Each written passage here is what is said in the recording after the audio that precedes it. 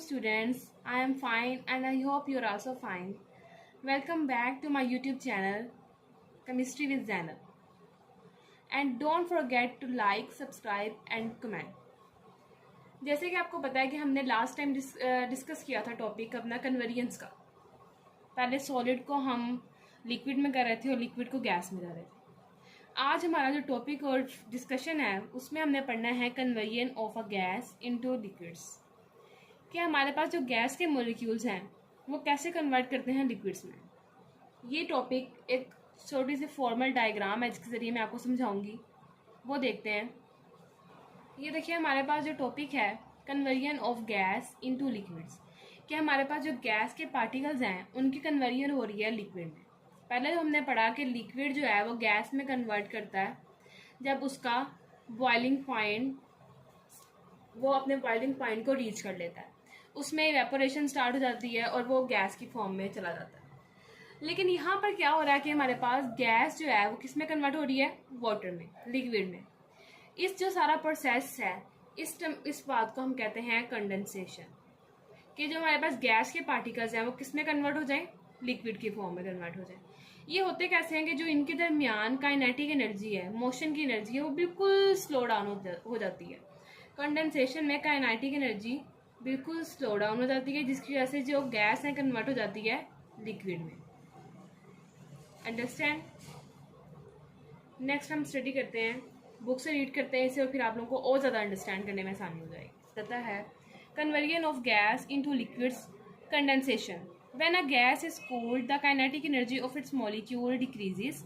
अब जब हमारे पास जो गैस है वो कोल्ड हो जाती है, ठंडी हो जाती है, the kinetic energy of its molecule decreases. उसके जो मॉलिक्यूल्स हैं उसकी काइनेटिक एनर्जी क्या होगी, कम हो जाएगी। As a result the molecules come closer with the significant force of attraction between them. अब जो हमारे पास मॉलिक्यूल्स हैं उनकी काइनेटिक एनर्जी क्या हो गई, कम हो गई।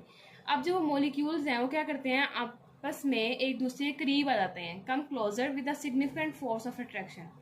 लेकिन उनके अंदर क्या कहते हैं, फोर्स जो होती है अट्रैक्शन की वो इन्हें हेल्प करती है एक दूसरे के करीब आने में। Between them, at a suitable lower temperature, the increased attraction bring the molecules so close that they are changed into a liquid form. अब जब लो टेम्परेचर हो जाता है तो हमारे पास जो अट्रैक्शन है वो और ज़्यादा हो जाती है।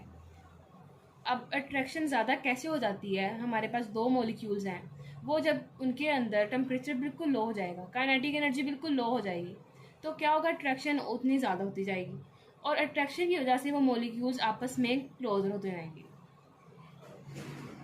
This is called condensation. इसी प्रोसेस को हम कंडेंसेशन कहते हैं। कंडेंसेशन क्या है, हमारे पास kinetic energy decreases, temperature also decreases.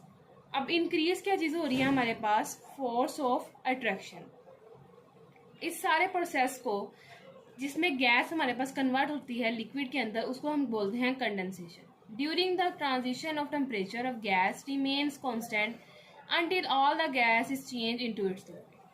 During this transition the temperature, transition होता है हमारे पास किसी भी चीज़ का चेंज। अब जो टेम्परेचर है उसमें चेंज आ रहा है, of the gas remains constant। अब जो टेम्परेचर के अंदर ट्रांजिशन हो रही है वो गैस क्या कह रही है, कॉन्स्टेंट रह रही है, until all the gas is changed into its liquid।